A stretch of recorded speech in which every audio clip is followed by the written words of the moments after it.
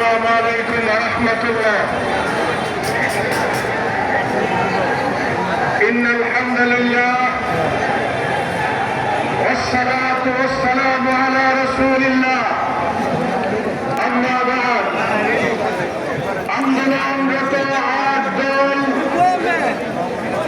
এর আয়োজনে আজকের এই ময়মনসিংহ বিভাগের বিভাগীয় মহাসমাবেশের সম্মানিত সভাপতি উপস্থিত আছেন আট দলের জাতীয় নেতৃবৃন্দ, জেলা নেতৃবৃন্দ,